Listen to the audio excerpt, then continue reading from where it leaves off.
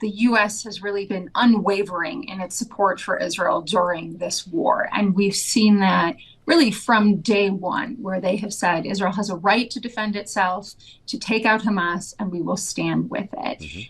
It has defended Israel at the ICJ today, and as you noted, is bringing forth its own proposal in front of the UN. What it has sought to do is to essentially shield Israel from international community pressure to immediately pursue a permanent ceasefire. What the U.S. is calling for instead is the release of all hostages in exchange for a temporary ceasefire. Whether or not it will pass remains to be seen. Well, Carmiel, how telling is it to you that we are using the words, the U.S. is using the words temporary ceasefire when before it was pauses? I would say potato, potato. The truth is, in practice, those are the same things. It seemed it mattered initially. It mattered because the rhetoric mattered to the people who were hearing it. So Israel needed to hear at the beginning of this war that the United States was going to stand behind it through a pause. And by not using the word ceasefire, they avoided joining the international community in pressuring Israel to stop its operation in Gaza or to restrain itself. The U.S. has shifted in its rhetoric, in part because as the war has gone on, the toll has been, in fact, devastating. It's been devastating for nearly 30,000 Gazans who have been killed, and it's remained devastating for Israelis who are displaced from their homes and remain in fear so long as Hamas remains in power. That said, the U.S. is also conscious of its own domestic constituency and the pushback that it is getting for its support for Israel. And so with that in mind, they've started to adopt language like a temporary ceasefire, mirroring calls for a permanent ceasefire, but not actually demanding it. And so in practice, the reality is the same. The question will only be that through negotiations, how long a pause or a ceasefire actually lasts. The vote in the Security Council yesterday, 15 members, was 13-1. The UK abstained. Carmiel, what did the other members think of the U.S. veto? The United States faces a huge amount of opposition and pressure around the world, particularly among its Arab allies, for its support for Israel.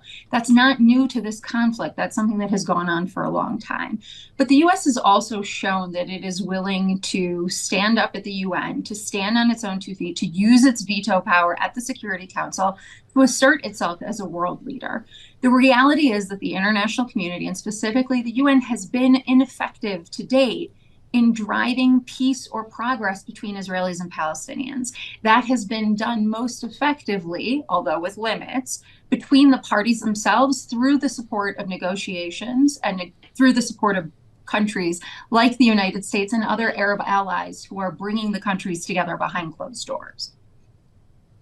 Well, Carmiel, as you talk about the U.S. standing up to those at the UN, I wonder about the U.S. standing up more so, President Biden specifically, to Benjamin Netanyahu. One of our opinion columnists here at Bloomberg, Andreas Kluth, had a piece out this morning that says the right-wing government of Prime Minister Benjamin Netanyahu and its seemingly indiscriminate war in the Gaza Strip, which may yet be ruled genocidal, is leaving Biden little choice. He must distance himself if he doesn't want to sacrifice American credibility in the so-called global South forever. Is that really what is at risk here?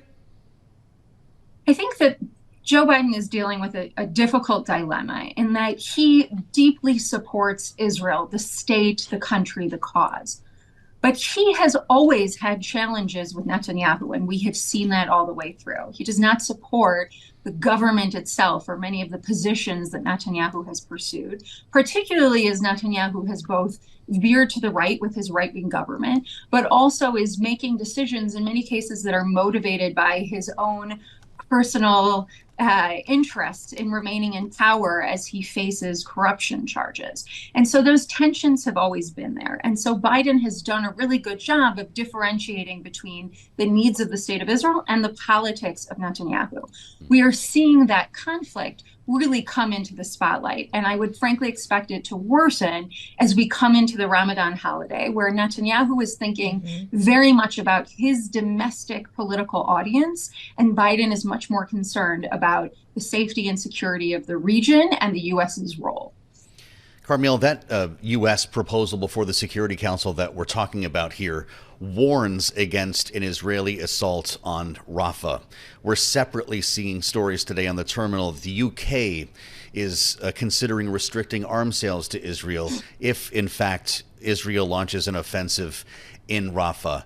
It appears that it's just a matter of timing here. It's a question of when, not if, that occurs. Will that be a turning point in Western support for Israel? Yeah, so the Israelis say that they have taken out about half of Hamas operatives, and that Rafah really remains the one major stronghold of Hamas battalions. Mm-hmm. It's notable that Israeli operatives extracted 2 hostages who were being held in Rafah. This is really only the second time they've successfully done this through an operation. And so the Israelis have made clear that in order to achieve their objectives in Gaza of removing Hamas from power, that they believe they must enter Rafah. This is, as you know, deeply concerning for the international community. There are more than 1.5 million Palestinian civilians who have been displaced into Rafah, who have been pushed further to the south. Many have been displaced multiple times, are living in tent encampments. If they are displaced yet again, we could be talking about only a worsened humanitarian crisis in the region.